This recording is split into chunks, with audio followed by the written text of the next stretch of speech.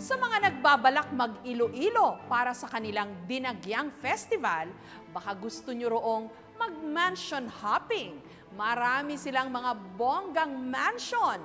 Throwback ang ilan sa ating nakalipas.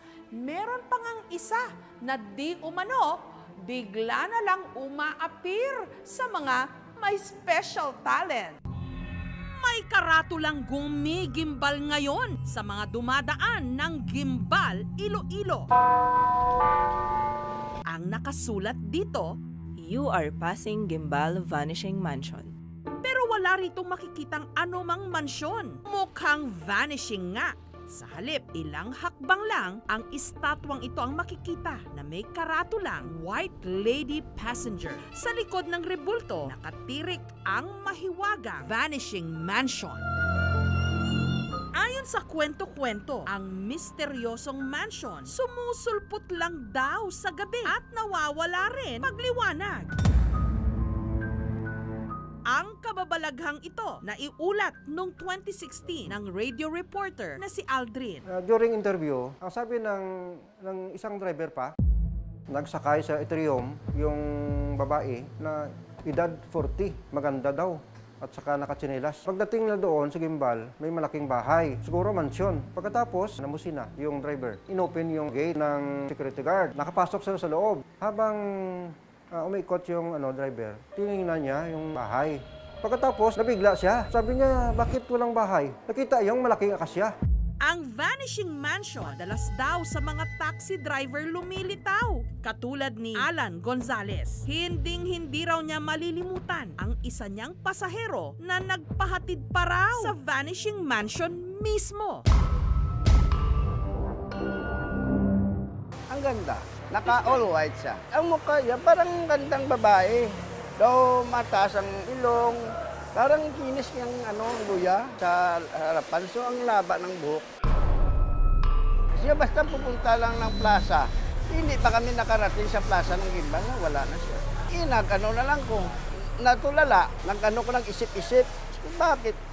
Ganito ang pasayro ko. Kasi daw parang ordinaryong tao lang. Bumalik ko. Wala ko ng pasayro. Wala ko ng pick up kasi natulala na ko eh. Ang albularyong si Absalon, nakita rin daw ang kinatatakutang mansyon. Kulay puti raw ito. May 3 palapag, meron pang rooftop. Meron din daw itong malaking gate na bantay sarado ng gwardya. Ang harapan ng bahay, merong 5 pintuan at ang kinatatayuan daw ng mansyon, may lawak na 1 ektarya. Yung taas, mga 8 feet, Nakapasok na po kayo. hindi pwede nang makita mo sa malayo. Pero ang namamahay daw dito, May kapre sa loob.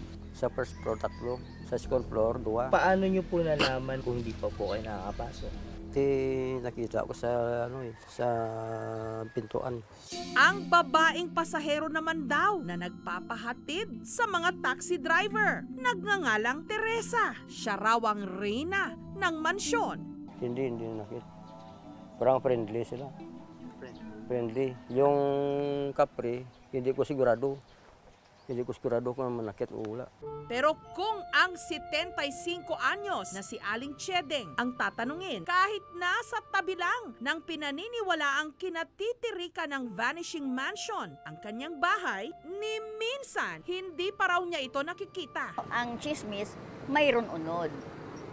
May sulod. May dyan na nagtira. Pero yung mansion, Ang mansion wala pa. Kung wala ka third eye to, hindi ka kita. Wala naman akong may nakita dyan. Hindi naman ako naniniwala na mayroong white lady or kapre dyan. Hindi man natin masasabi na totoo o hindi. Yung sa akin lang naman po, kung nilagay nila dyan, di respetuhin na lang natin. Para mag-imbestiga sa loob ng 3 araw, nag-set up ng CCTV cameras ang aming team sa sinasabing lugar kung saan di umano nagpapakita ang magarbong bahay.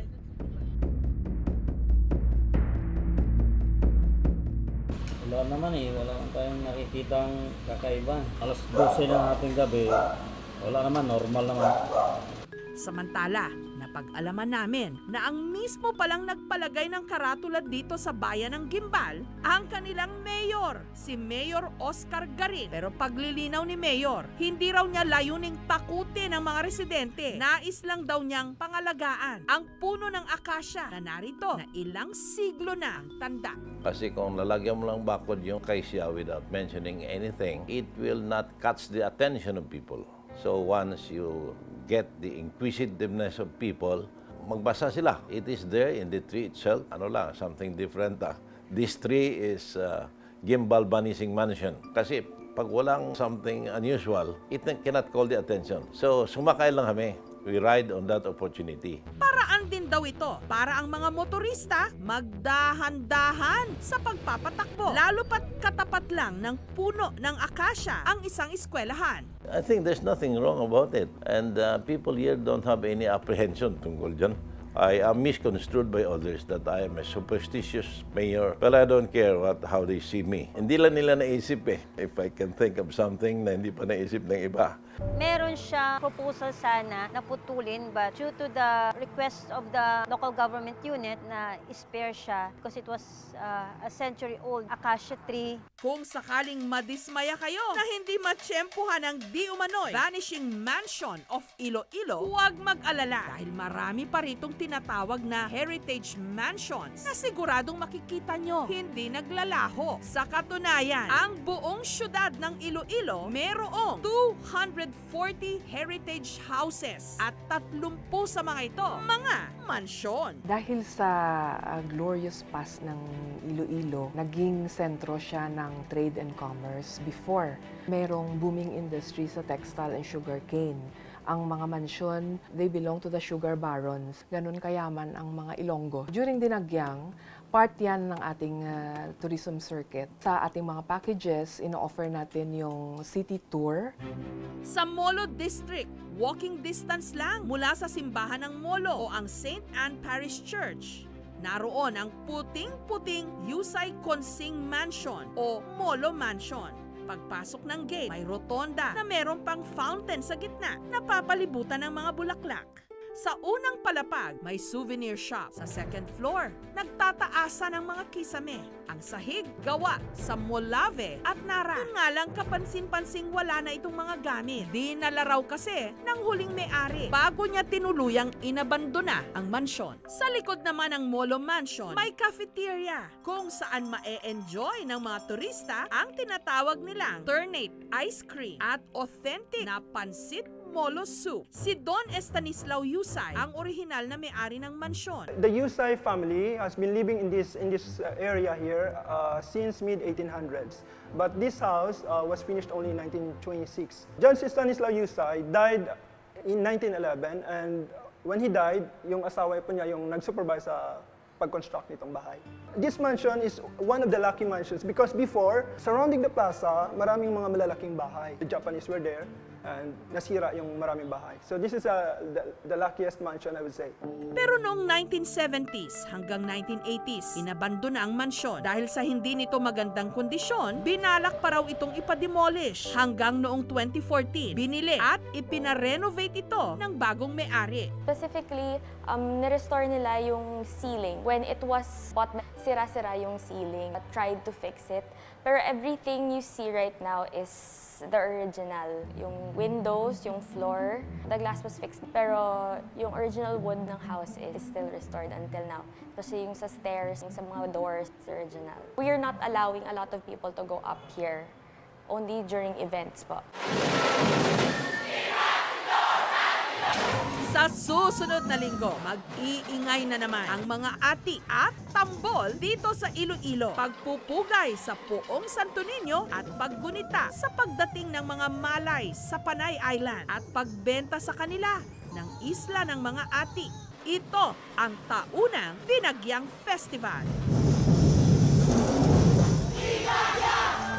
Sa pakikipista sa Dinagyang, samantalahin na rin ang pagkakataong bisitahin ang heritage mansions ng Iloilo. Katulad na lang ng pagkaganda-gandang mansyong ito na 200 taon na ang tanda. Mula ito sa palayaw ni Maria Havellana na Marikit, kaya tinawag ding Casa Marikit. Ang kasalukuyan nitong may-ari, great-grandson ni Marikit, si Robert Peña Puckett. Taong 1993 nung sinimulan daw ang restoration ng mansyon. At that time, in 1991, I spent around 10 to 15 million for renovation.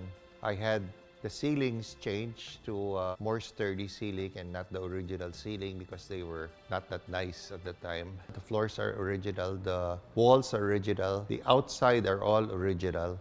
The furnitures are not original but they're all antique. Dahil minsang nagsilbing bangko ang Casa Marikit, makikita sa unang palapag ang cement vault na gawa pa noong 1900s. Sa ikalawang palapag naman, meron ditong mga lumang kamera, wall clocks, recorder player, gramophone sa bubong ng bahay. May 2 solar panels na nagbibigay ng kuryente sa buong bahay tuwing umaga. Since I was in the solar business since 1976, every property that I own, I would put solar energy in it. Like for example, in that house, my electric power is only 1,000 pesos a month.